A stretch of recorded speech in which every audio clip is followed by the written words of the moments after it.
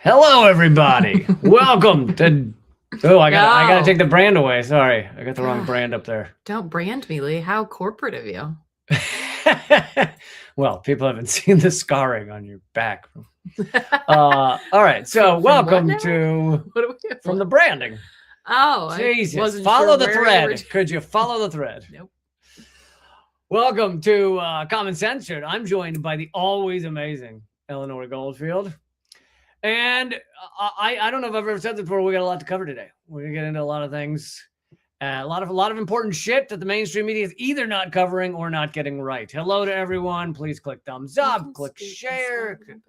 I'm always a little out. Okay.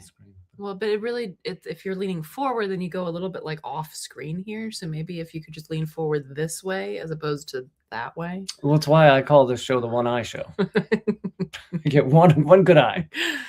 All right, so we're just going to start off because the ceasefire technically started like after my last full live stream, which was Monday. I then had considered of them. Yeah, I know. Can they schedule around my shit? I did have obviously Unredacted Night last night and Government Secrets on Wednesday, but we haven't gotten a real chat about the ceasefire. So I am glad to be joined by someone who knows everything. So we can tear apart the ceasefire for a few minutes or talk about the things that your mainstream media does not seem to be covering much about the ceasefire. I did put out a Substack on this, free to read, what they aren't telling you about the ceasefire. Also, just let's take another moment to point out that as Rafat al-Arir, the Palestinian poet, once quipped, what a ceasefire with Israel means is that we cease and they keep firing. And that is... And we've seen that. That is absolutely what happened. In fact, the deadliest day, I believe the deadliest single day since March 2nd, which is really kind of ridiculous that that's the only amount of time since Israel killed more than 200 people, injured more than 1,000 in Lebanon, happened right after the so-called agreement with Iran.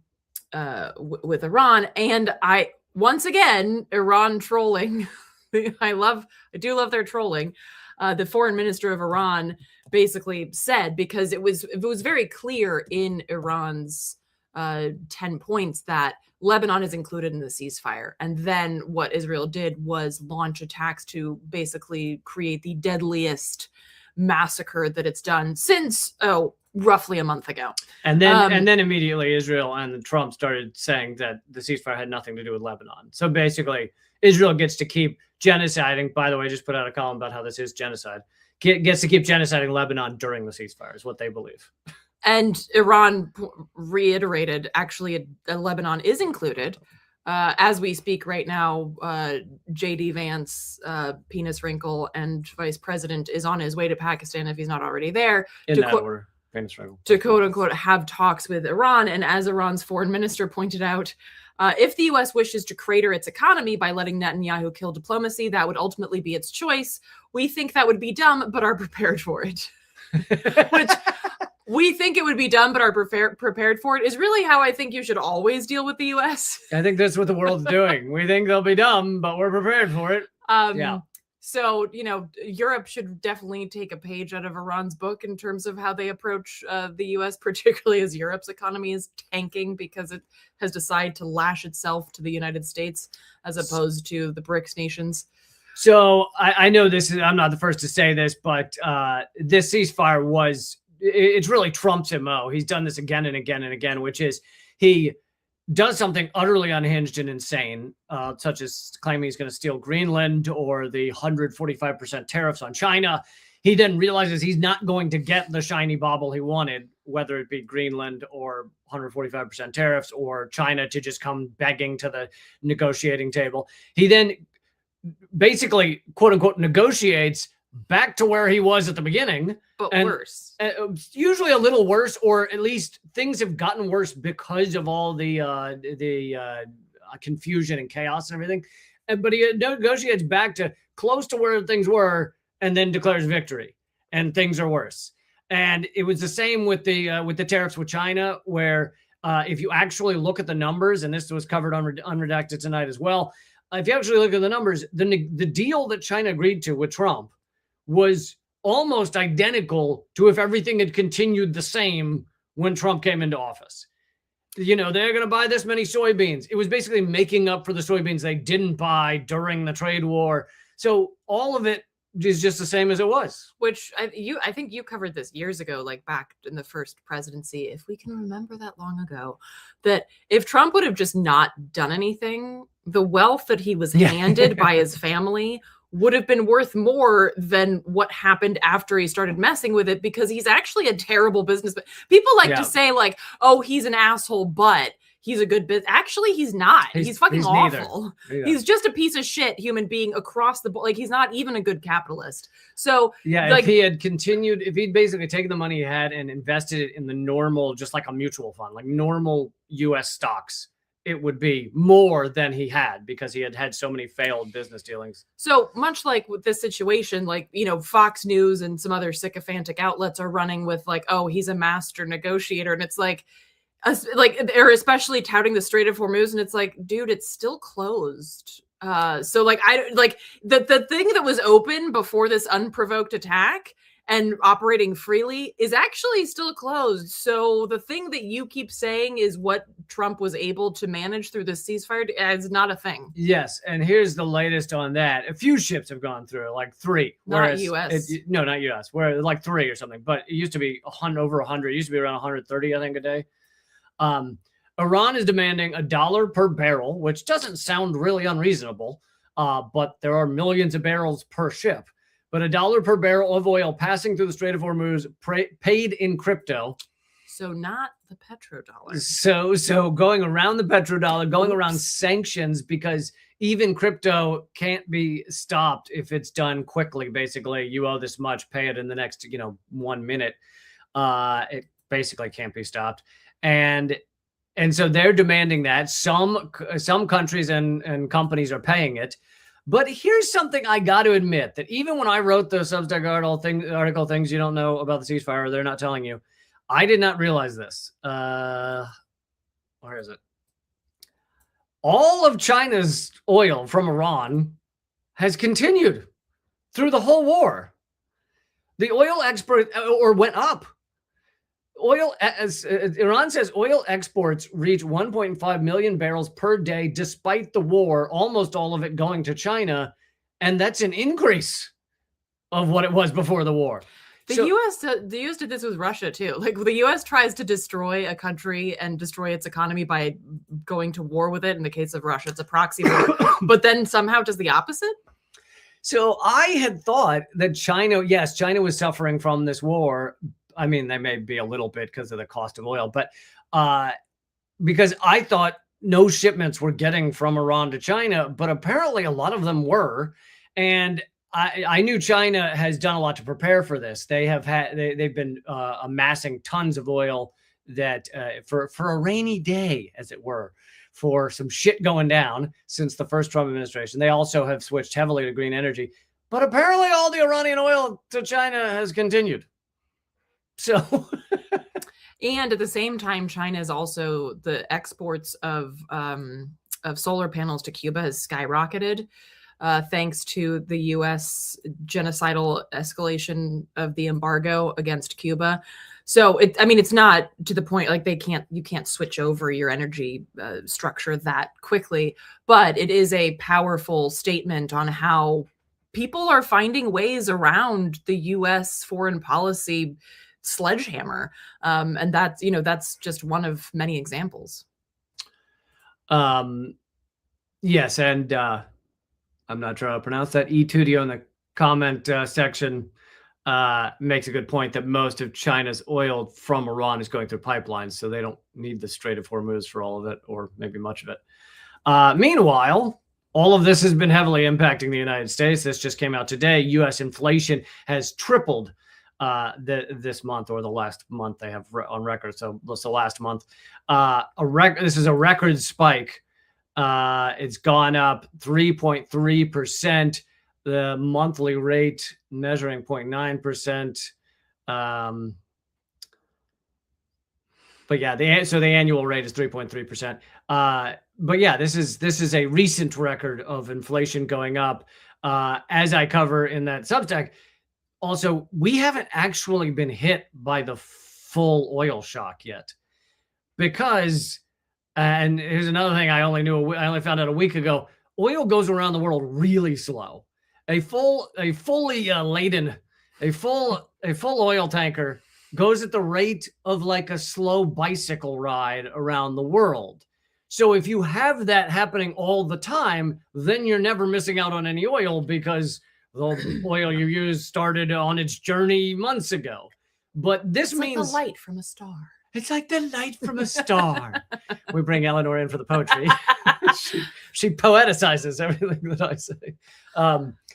So the month of lack of oil out of the Strait of Hormuz has not reached like the Western world yet. Basically not reached most of Europe, not reached Canada, not reached Mexico, not reached Latin America. So that's gonna hit soon. And like most people, I think across, especially the United States, think like, oh, it's over. There's a ceasefire, and the oil price is just going to go down, down, down. Well, because so much of our markets, because they're just based on faith and fluff, they're preemptive, right? So they're faith not and fluff. I like that. Faith and fluff, which interestingly it's kind of redundant because faith is fluff. But anyway, it was also the name of that Christian porn video I watched. Wow. Well, there's a window into your psyche and your free time that I didn't need. But yeah, so I mean, it's preemptive. So again, like the actual hit of this hasn't been felt yet. And by the time it is, it could have been, several weeks, months of a quote unquote ceasefire. But I wonder what they're going to blame it on then. Yeah, good Probably question. Immigrants. Good question. And I want to try this. It seems that StreamYard's giving me the ability to give everybody a poll. And so I'm gonna see the poll is will the ceasefire between the US and Iran become a lasting ceasefire? And I'm gonna fancy pants. Try this and see if it works. Let me know I don't understand how you guys would vote. Oh, type 1 or 2 in the chat. Okay. So if you submit a 1 or 2, so 1 for yes, 2 for no, it should register in If you're listening to the podcast. If you're listening to the podcast, you're fucked. No, actually, you can hold up. If you're listening to the podcast, hold up 1 finger for yes. Just kidding. 2 fingers for no. Okay. It's working. Look at that. Well, we have some understandable cynics in the chat. Yeah, I guess not surprising. I guess I should have known which way this would go. Anyway, we'll continue that poll going for a little bit while we continue. But let's move on to Israel and should we start with this or talk about? Yeah, they continue bomb Lebanon, but I have not heard a lot of coverage of this. That DropSite is reporting that Israel is nearly out of interceptor missiles, which are costly and time consuming to make. And they are the entirety of the so-called Iron Dome. Now we know the Iron Dome is not iron. It's not iron, nor is it a dome. Discuss. It's not iron nor dome. It is a cotton candy cloud. It too is a bit based on faith and fluff and some missiles. So Israel's faith and fluff is failing to have many missiles left. Now, so here's what DropSite says. On the eve of the tenuous ceasefire between the U.S., Israel, and Iran, the number of ballistic missile interceptors left in Israel's arsenal has dwindled to double digits. I believe that would be not many. The critical shortage had led Israeli military officials to be significantly more selective when confronting ballistic missile attacks from Iran, deciding whether to shoot them down or not. They're having to pick and choose what they shoot down, said an official to DropSite. Here's what you mentioned.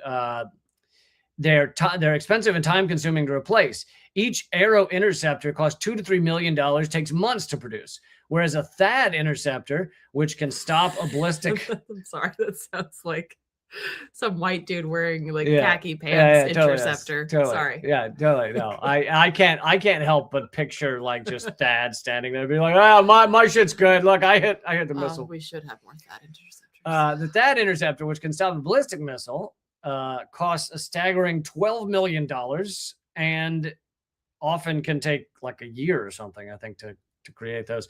Iran is also believed to be deploying their missiles in a strategy deliberately aimed at draining Israeli defenses.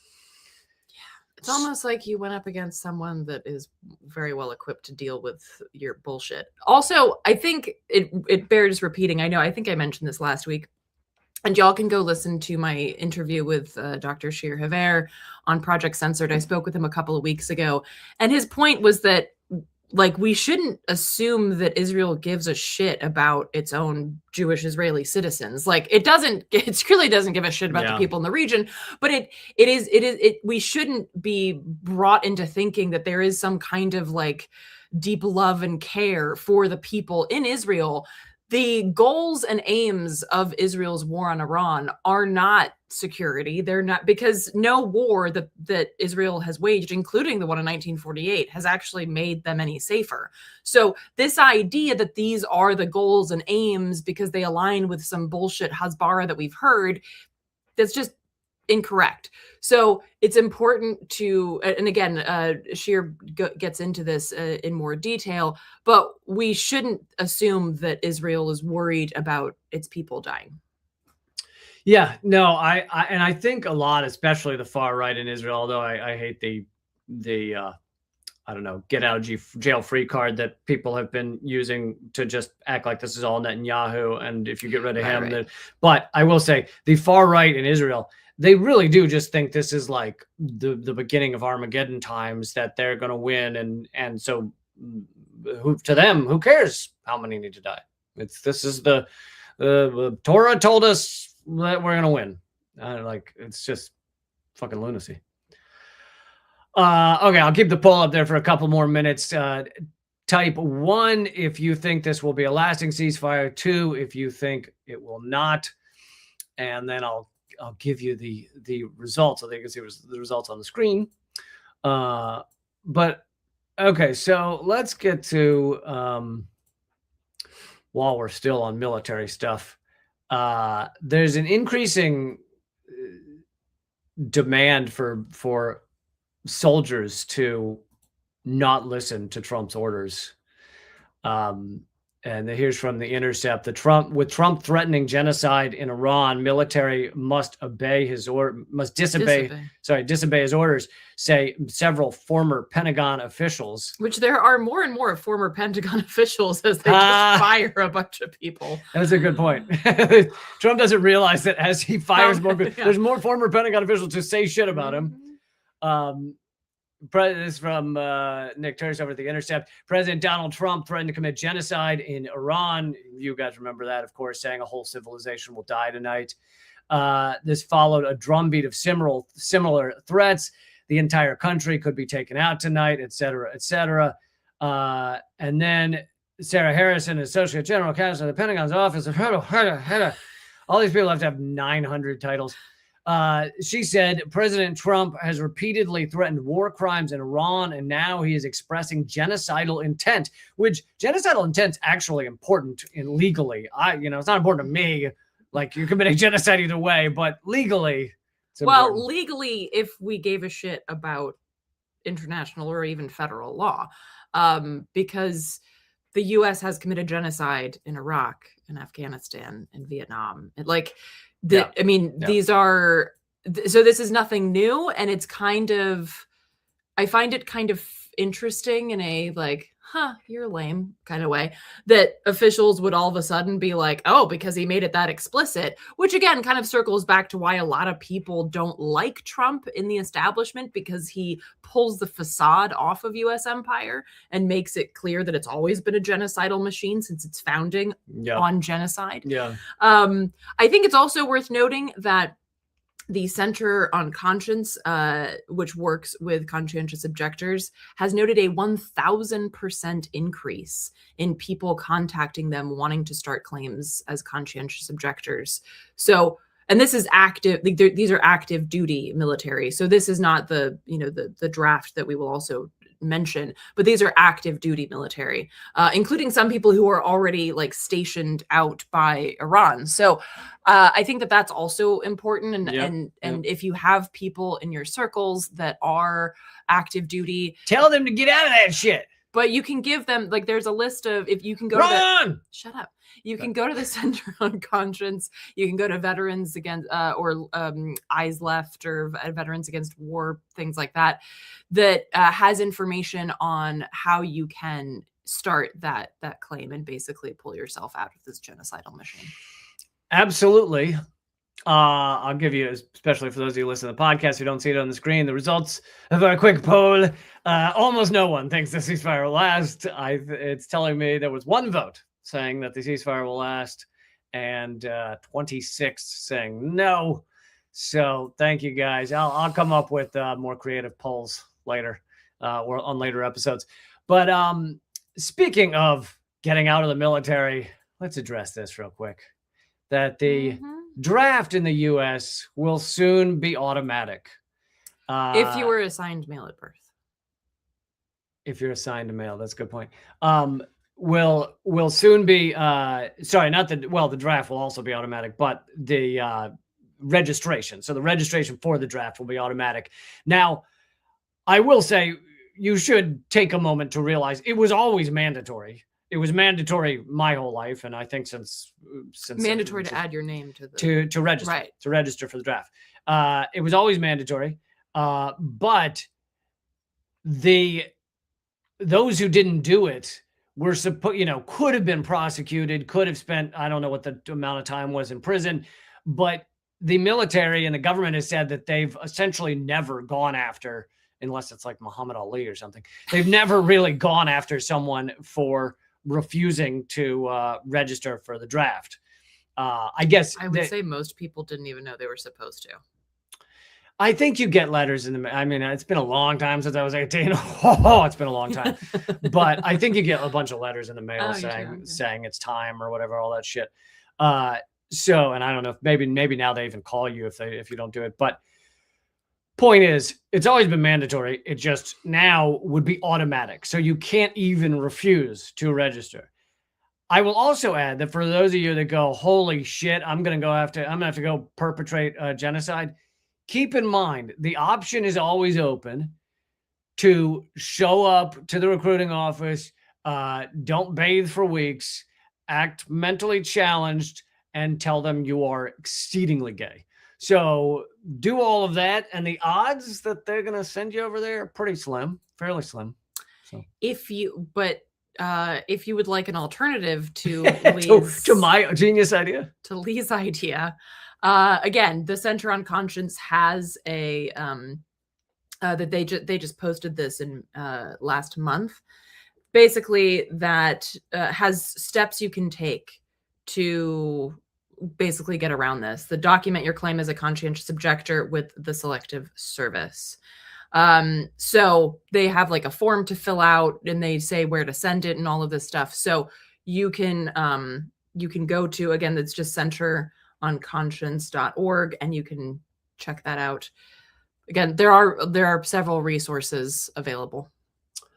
Yes. So please tell your friends about that as well. If you have friends, family who are thinking of joining up, a lot of them are saying they're going to do it for college money or something. Tell them not worth it. Not worth destroying your life for college money. Not worth watching your friends die for college money. Not worth possibly getting killed for college money. Not worth being completely fucked mentally when you come home, because if you come home because you wanted college money. Now, I agree. This is a fucked up system where we're like, yeah, you can't afford college because we made it crazy expensive where it should be free. And so sign up to shoot people. But still, fucked up system or no. Also, tell your friends there's just ways. The fact that 33,000 on any given night, I think is roughly 33,000 veterans are unhoused. So it's like, yeah. It's not like you get a great, care package when you get home, if you get home. And the average, I don't know that it's still up this high, but the average was a few years ago was like a veteran killing themselves every, I think, half hour or something. Yeah, it's like 20 something a day. Yeah. Yeah, so basically it's if you were assigned male at birth and are between the ages of 18 to 25, fill out these steps on the Center of Conscience. That's what they say. All right, we're kind of moving on. This is a great video. Yeah, I just love this video. Of an I'll say average American, but I just mean not a billionaire, talking about his feelings about Iran. And you mentioned Muhammad Ali. This reminds me of Muhammad Ali's speech about not going to Vietnam. Yep.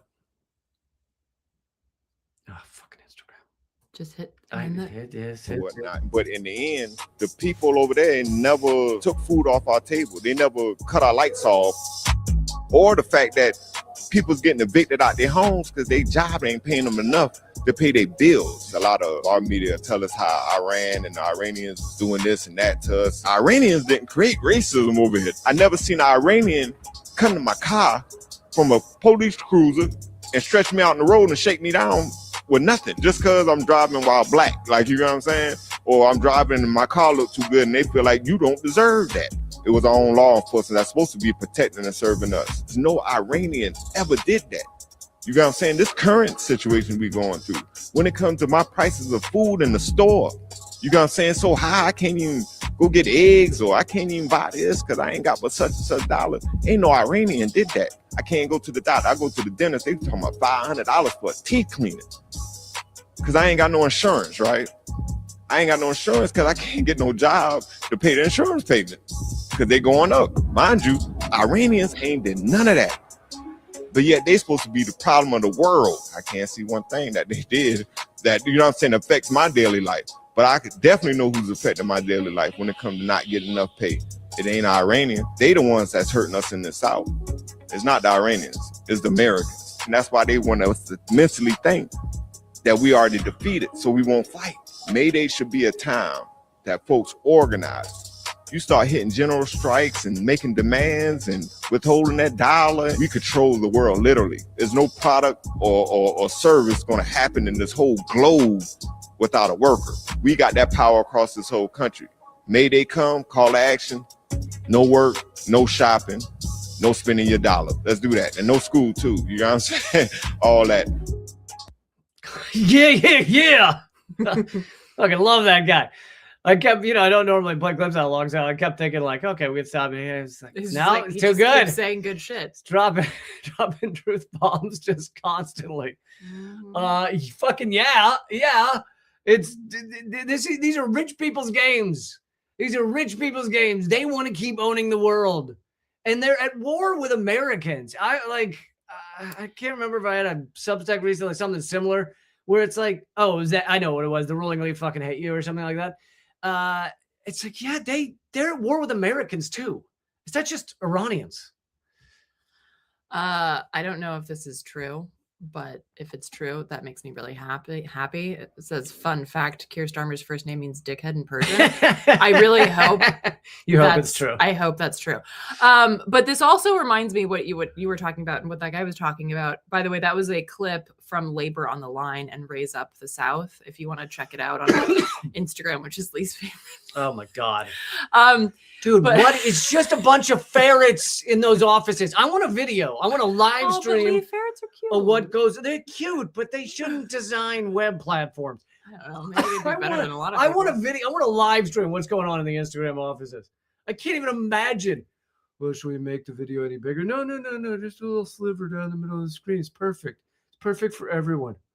It's got to be like a Trumpian dude who's just like, it's perfect. It's the best thing ever. Do you feel better? Okay. We're going to have one of these every show where Lee has this cathartic moment where he gets to kvetch about Instagram. Anyway, but that just reminded me also of the fact that now I am certainly not condoning this type of behavior, but a warehouse was set ablaze by an employee who made a video of it saying, you could have just fucking paid us a living wage. Did you hear about this? Mm-mm. I just remembered that I saw this, but this is, you can look it up on, you could just Google it, in fact, or do a search engine, because it's not like, dude was not trying to hide this, and basically set this warehouse alight because they weren't paid a living wage and the working conditions were awful. And yeah, I feel like this is something that, you could see more of in such a failing empire because, yeah, as the guy pointed out, it's like we don't have money to eat. We don't have money to take care of ourselves. And yet you're telling me that Iran is the enemy? People are not buying it. No. And it's like most Americans don't support this war.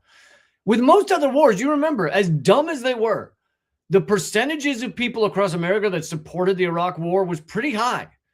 Like, manipulation works, propaganda works, our news media works, and yet they could not sell this shit. And it either means they didn't that even try, though.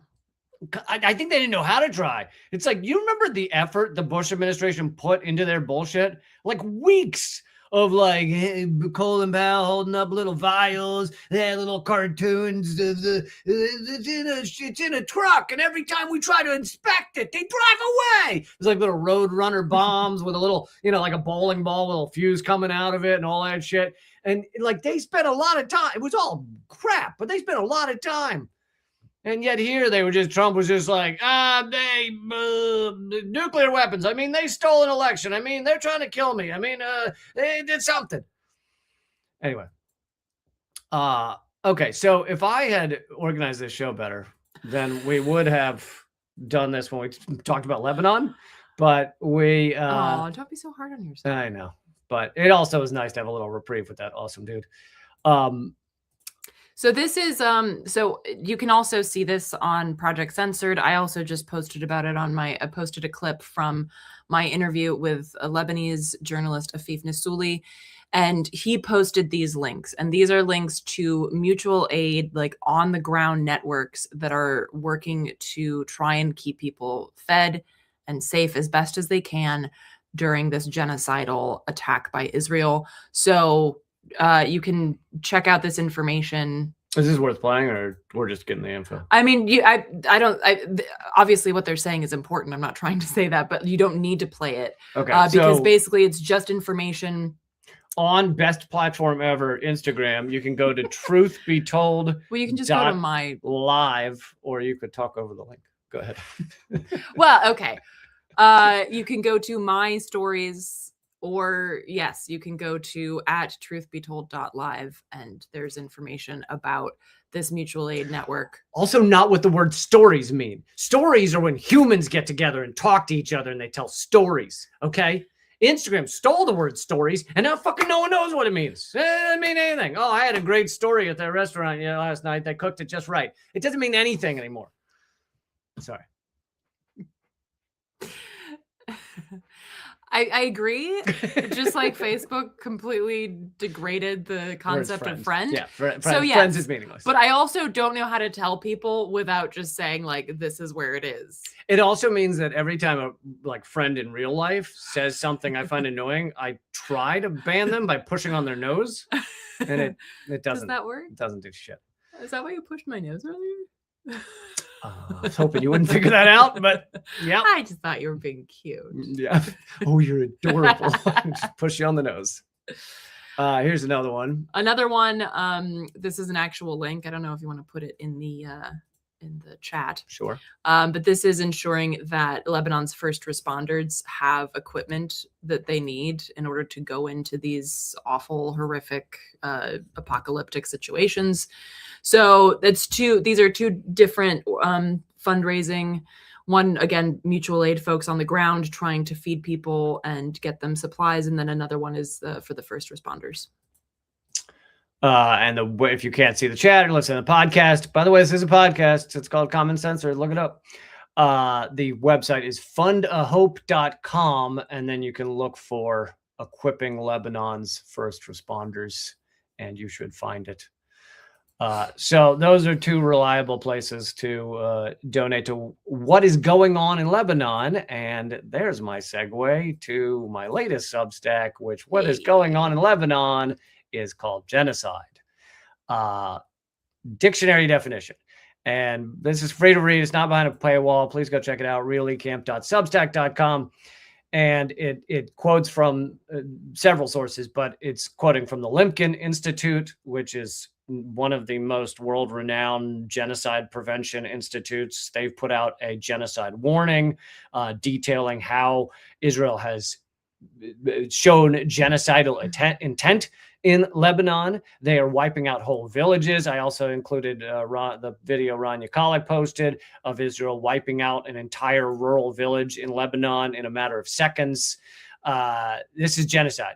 And even New York Times has had to, maybe we mentioned it on a previous live stream, even New York Times has had to admit that Israel is telling people in Lebanon not to, basically don't hide Muslims because we want to kill them. Dude. And you might be hiding them. And it was done similarly in something that rhymes with Gotzi Nermany. Oh, that took me a second. I was like, what? Why are you talking funny?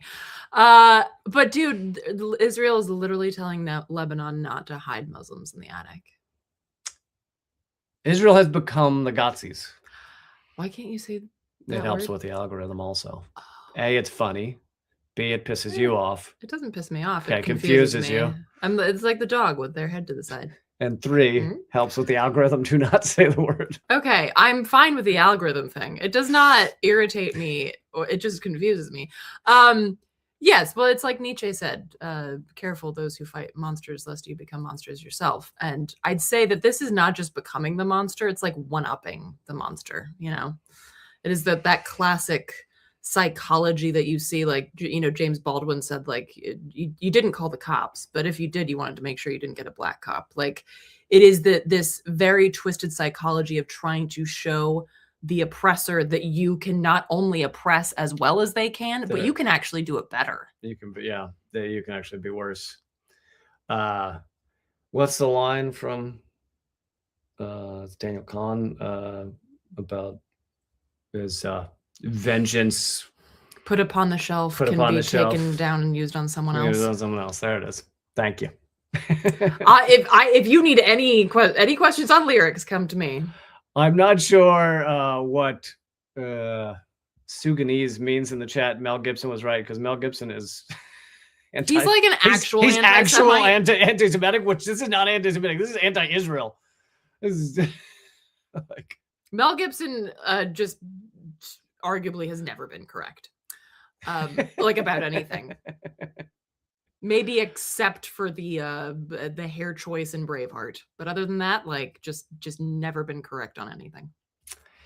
Yes. So let's. Oh, I found this interesting, that we are so horrific that, moving on to Cuba for a second, we are so horrific, the U.S., that we have really managed to make, yes, China, but even Russia look like the good guys on the planet, like that actually care about humans and are trying to help people. Like, this reminds me of when Trump made Jeb Bush look good in like the Republican debates, and you're like, wow, what is going on? Yeah. But a Russian diplomat has said that Moscow will not abandon Cuba and will continue to help with energy. They recently just got an oil tanker through to Cuba that apparently will give it enough energy for like a month or something. 730,000 barrels. Yeah, which for Cuba is a lot.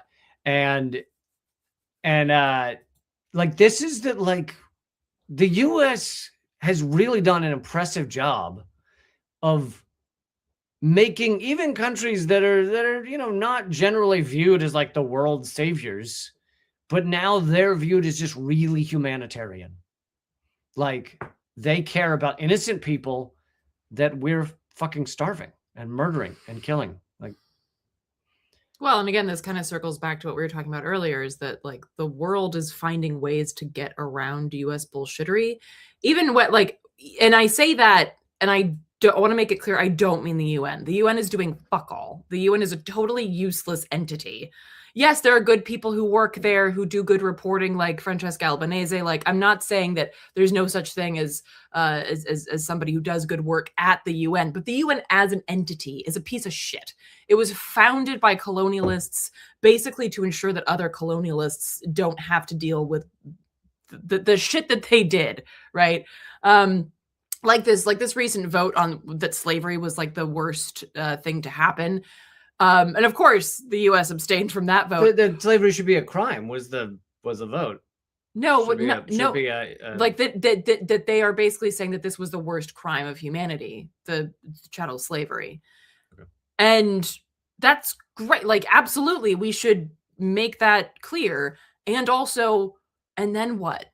Like, are we talking about reparations? Are we talking about, like, oh, I don't know, the fact that Haiti is still paying France for its freedom? Like, are we talking about any of this? Or did you just make some useless fucking vote in the UN about how slavery bad and then let the US abstain as it always does? It's like, it is such a useless entity. And in fact, the UN has been very problematic in other ways in places like Africa and the global south. But my point is that other places outside the UN, other countries and institutions are finding ways around US bullshittery. And I think that, we're going to see more and more and more of this as the US continues to flail, as it fails, because all empires fail and they all flail as they do fail. So we're going to see more of this, and we're going to have to see more like countries outside of the US doing this. And our role as children of the empire is to support and build that solidarity and work on drawing those connections and building those connections outside of the confines of the US empire. Well said. Also, thank you, Marco, for donating. We do not frown upon super chats. They are helpful. That? Well, so it's 500 Hong Kong dollars, which I think is like 60 or 70, which is still a lot. Thanks. So thank you very much, Marco, for supporting the show. Really appreciate it. Also, if you guys think that that this episode is worth. Yeah, not we personally. We're worth a month. Way more. I'm worth, I'd say, 6-7 beers a month. Okay. There you go. Yeah, I'm so full of myself. If you think this show is worth a beer a month, the cost of a beer a month, then please sign up at reallycamp.substack.com or. Although, with inflation, what is the cost of a beer a month now? Well, the sign up at Substack is $8 a month, I think. So maybe $7 if you sign up for the year. Okay. But you can find places where there's a $5 beer still in America somewhere. Yikes! That somebody mopped off the floor. And I'm at eleanorgoldfield.substack.com, and all of my work is at artkillingapathy.com. And again, I've mentioned a few times here the Project Censored radio show that I'm the co-host of, and you can find that wherever you listen to podcasts. Okay, let's keep going, though, on ICE lockups across the country, which has taken a backseat in the news because we have been close to genociding a country of 90 million people. Well, but yeah. And I'd say not even backseat, because this is something that I share to get it, and this is on my Substack as well. I do a weekly news that didn't make the news segment, and I just posted that today, Friday, April 10th. And this is something that hasn't gotten any play at all. And this is a really powerful investigative report that was done by the Colorado Times Recorder. So a local news outlet has done this work and found that there are some 170 unofficial detention sites across the country called hold rooms. Now, these are warehouses, strip malls, office parks, and ICE substations. They are held to different standards than official ICE detention facilities, which you might be thinking, what fucking standards are they held to? Exactly. These are not permitted to contain beds, and they don't, many of them, contain toilets. Now, it's supposed to be that you can only have someone in a hold room for 72 hours. You might be wondering what the fuck you do in there without a toilet and a bed for 72 hours. But here's the added horror to this, is that it has been proven that people have been held here for days, weeks, and some cases months in small hold rooms. And solitary confinement is a torture. Without toilets or beds.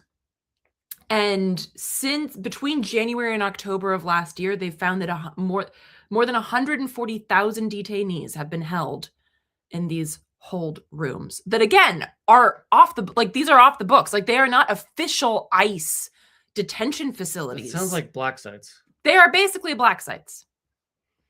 And of course, I mean, I'm sure people listening to this and watching this are aware of some of the absolute horrors and torture and, lack of basic humanity that has been shown to people in official ICE concentration camps. So imagine what's happening at the unofficial black sites, right? So this is absolutely horrifying, and it's incredible reporting that's been done by the folks over at the Colorado Times Recorder. It's quite a long piece, so I'm obviously not going to like go through all of it, but I think like the basic gist. We're not doing the reading, okay?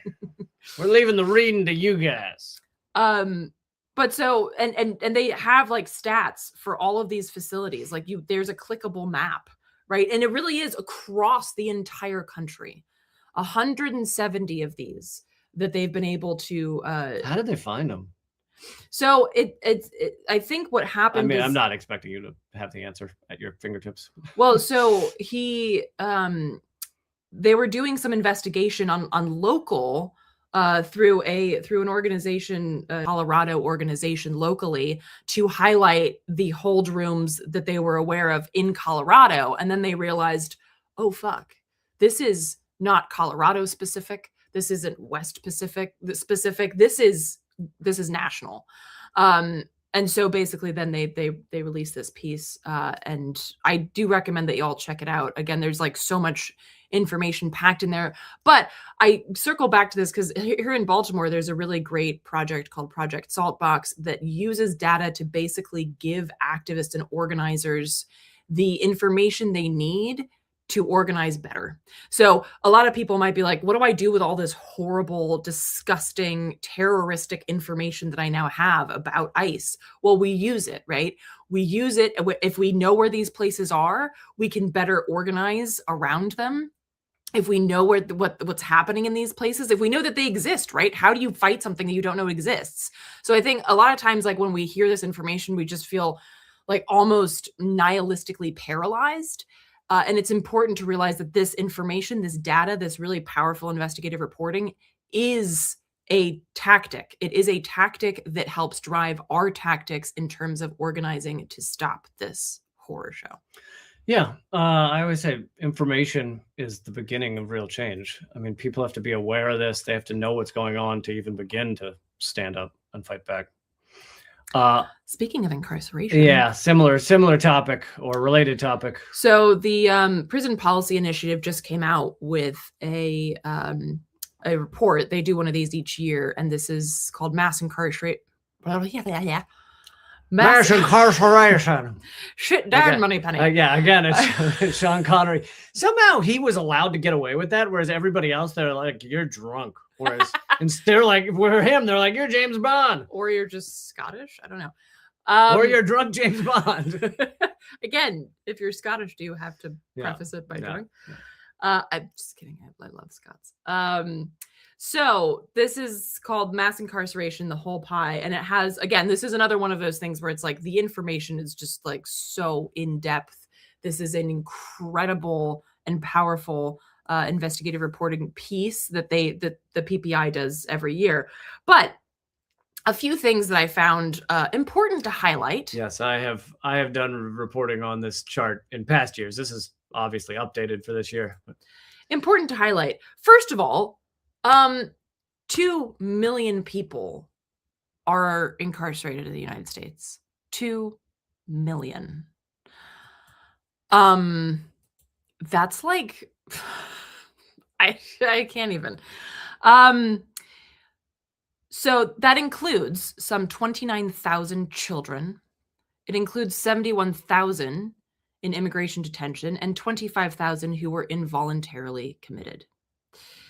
Now, here's something that I find really important to highlight. So 1 in 3 people who are incarcerated are in jail. So there's jails and prisons, right?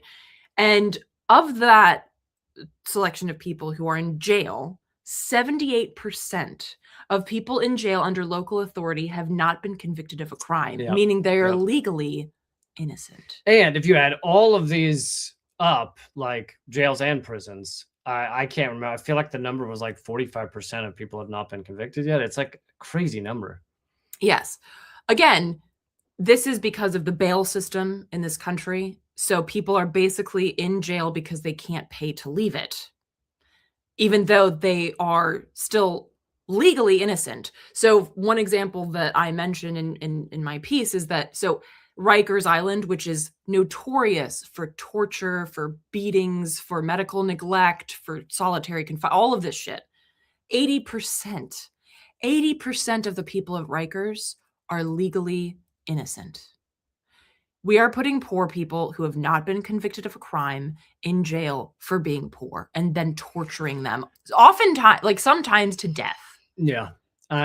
I've done a lot of pieces over the years on prison abolition. I'll be honest, a lot of those pieces I'm a big fan of, and I think I've done a good job of breaking down how insane this system is over the years. It is tough sometimes to hit on a topic again and again because it's not like it changes; it just keeps being horrific. But you have to keep focusing on this. You got to keep reminding people how insane it is. And I think a lot of people do not realize the class structure of our insane prison system. If you have enough money, and I don't even mean uber rich, I mean, there's whatever number of millionaires across America. But if you got $1 million, I'm not talking Elon Musk money, then you will have the highest level lawyer, and the odds of you going to prison for almost anything, even murder, I mean, pretty low. Like they can get you out of murder most of the time. Like, well, especially if you kill I don't know, what was it, over 200 people and injured more than 1,000 in one day. So, if you're that was Israel's. Yeah. No, if you really want to get away with murder, kill thousands. Don't kill one. But and so it really is a system to imprison, to lock up, to put in cages those who are not rich. Like, and if you add up all the things that are nonviolent crimes, that are small drug, quote unquote, crimes, that are third strike and you're out bullshit. Oh, he stole a candy bar, but it was his third strike. If you add up all that stuff, like the percentage of people that are actually in prison for truly violent crimes is tiny. Well, and they also point out in this, because they have this really great section called myth busting, and they point out that where they're like, if you drop a pumpkin from 12 stories up, will it explode or will it just kind of, What's the difference? I'm just kidding around, but Mythbusters was a TV show. No, I know, but I wanted to hear one of your myth busting. Oh, no, I made it up, so I don't actually have the answer. That's unfortunate, because I was looking forward to I'm actually going to go test it right now. I'll be right back. We don't have 12 stories here. But we do have pumpkins. Loads of pumpkins. Always keep some pumpkins around. That beta carotene. So we assume that a violent crime legally means that there's physical harm. No, because why? Because why would our legal system be that fucking cut and dry? We seem to think that nonviolent versus violent is non-serious versus serious. That's not true. They point out that these terms are also used as racialized language to label individuals as inherently dangerous versus non-dangerous, right? So in reality, they say state and federal laws apply the term violent to a surprisingly... You're blocking the microphone. I have to do this. Okay. To a surprisingly wide range of criminal acts, including many that don't involve physical harm. So you can be labeled a violent criminal when you never actually inflicted physical harm on anyone, according to our legal system. Okay. So, for instance, manufacturing methamphetamines in some states is considered a violent crime, even if you don't ever touch anyone. I'm doing a quick new poll here at the end of the show. Are you a prison abolitionist? Type 1 for no and 2 for yes. If you don't type 2, we can't be friends. I think you just manipulated the poll. No, I didn't say I wasn't going to. Okay. Well, I think we might also want to talk about what that means. Yeah, no, we'll do that. So, for instance, if a building is unoccupied, someone convicted of burglary could be punished for a violent crime and end up with a much longer prison sentence, even if they didn't interact with anyone because the building was empty. So this is also a really important thing to highlight, that like the way that we think about something like violent crime is not actually how the legal system is structured. So they have a great section of these myths that I think is important to dig into, which we're not going to do here because we're almost out of time. And I want to get into this prison abolition thing. I think one of the things that's oftentimes highlighted when people talk about prison abolition is like, oh my God, what would you do with like the true baddies, right? Like, what would you do with a Trump or a JD Vance or a Hegseth, right? Yeah, the true psychopaths or serial killers. My answer is lunar colony. No, I'm. I say put them on Epstein's island, but now. No food shipments, no girls, just the fucking island, your dumb fucking jack-off statue or whatever the fuck's in there. Just leave them there. So prison abolition does not mean the lack of accountability, right? And this is also the problem with how we structure, how we're programmed. We think that prisons are the only way for there to be accountability when someone does something to harm someone else. I know, it's like that's bullshit. We've just been raised in this idea that, well, you're gonna lock them up for years, right? And if you've ever been inside a prison, if you've ever seen and if you haven't, just watch the Alabama Solution and you will see. And this is standard operating procedure. So at what point did we decide that torturing people in cages is the appropriate way to define accountability? Yeah. That's absolutely horrific. And they also point out in this, in this myth busting, that the victims' families want this kind of level of incarceration, when in fact, studies show that they don't. Because guess what? If your friend was murdered, if your loved one was raped or whatever, it doesn't change it to know that somebody is being tortured on their behalf. Now, again, this doesn't mean that there would be no systems of accountability. There would be. And there have been throughout history, long before prisons were a thing, because prisons are actually a pretty new found terrible idea. So in terms of human history. So this is not to say like, oh yeah, just let them run free. It's the exact opposite. It's how do we define accountability in order to keep people safe and not torture people, and basically create a recidivism where people are just taught how to be more vicious. If they are not vicious, which when they go in, it also destroys, they become vicious. It also, even if they don't come out vicious, it destroys their lives even afterwards, where they supposedly paid their debt, right? That's the idea. They paid their debt. And then they come out and they can't get government benefits. They can't get most jobs. There's so much about their life that becomes nearly impossible. And so you're basically like, we'll destroy your life while you're in prison, clearly. And then when you come out and you can finally see your kids and your family and things like that, we'll continue to destroy your life. We'll continue to make it nearly impossible for you to exist like a regular human being. So it's not just the years in prison. It is a lifetime often that gets fucked. But yeah, I was, you have this amazing ability to go through all the talking points in one rant. So I then go, that thing. But I will say that, yes, this is another one of these things like our modern day policing, where people think, because we were raised inside of this, like we were raised inside of the idea that prisons are these massive things. They have millions of people in them. That's just the norm in America. We think that is how it has to be. It's like capitalism. It's like, this is the only way it could ever be. In fact, as you mentioned, prisons are a relatively new advent. Sure, there were like palace dungeons back hundreds of years ago, but how many people were really in those dungeons? A couple dozen or something. The idea of like having a 1%, 2%, 10% of your population locked in cages didn't start until like after in the 1800s is when we started having slightly more sizable prisons. Like it was a thing, like you go away to prison. It wasn't like the jailhouse where the guy got locked up for a couple of days.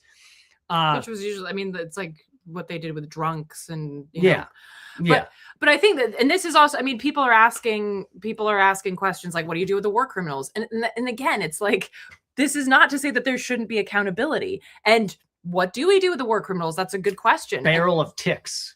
Put them in a barrel of ticks. Oh, that's interesting. Yeah. Although with our luck, they probably none of them would have Lyme disease. In which case it's just like slightly annoying. Or the ticks might not bite them because they'd be like, I don't eat off other parasites. So, touche. Yeah. But like I remember you had a joke about how we think something might feel good, but we don't do it because we realize it's horrific. Like, you might want to beat a banker to death with like bags of money, but you don't do it because you're like, that's actually horrifying. Yeah. So, or like, there's so much like the eye for the eye thing. It's like, we don't actually sentence a rapist to be raped, even though people might be like, that'd be awesome. Like that's just not how our laws work, because it's insane. well, not our laws, but that's not how accountability and justice works, right? And I think there is this like there's this very gaping question right now, especially with war crimes. You know, I was speaking to a friend of mine in Gaza a while back, and he said, I don't actually know what justice looks like. I don't know. And he's like, and I don't know how to talk to my fellow Palestinians about what that looks like, because the amount of rage and the amount of pain and suffering is such that, yeah, you do want to go eye for an eye. And I completely understand that. And if we're talking about actually structuring societies that are just, that are liberatory, that are egalitarian, then you realize very quickly that if we were to build a society on the idea that you can always do the same crime back, we will never get out of this fucking loop.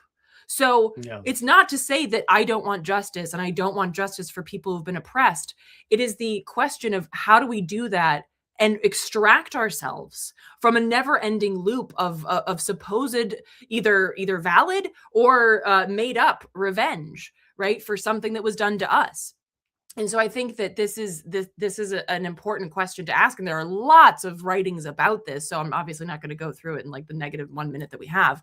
But to say that prison abolition does not equal lack of accountability. Because actually, if you think about it today, folks, what we have is lack of accountability. Who is accountable to the 80% of people at Rikers who are innocent under the law? Who is accountable to the people in Palestine? Who is accountable to the people here who can't afford food for their fucking kids? What we have today is actually lack of accountability and 2 million people fucking rotting away in jails. Damn straight. Thanks for coming to my TED Talk. We will wrap up the vote there. It was, let's see, I can find out the numbers here. Are you a prison abolitionist? 5 people said no, and 11 yes. Seemed like it was more people voting than that, but anyway, the no's have it. Sorry, no, Wait, the yeses have it. The hell? The yeses have it. We are prison abolition, but no, it is a great topic. Stop leaving. It is a great topic. Sit still. Just started. Sit still. It's a great topic and a good discussion that I love having. But we're going to wrap up there. There's a new Unredacted Tonight over at youtube.com/@unredactedtonight. I have live shows coming up in New York and LA. Those will be in mid-May and then in June. And you can get tickets and details at leecamp.com/schedule. Also go to artkillingapathy.com. Not schedule. leecamp.com/schedule. And I'll see you Monday, 3 p.m. Eastern, noon Pacific. And I'll see you next Friday. And Eleanor will see you next Friday. Scooting. Keep fighting. There's no need to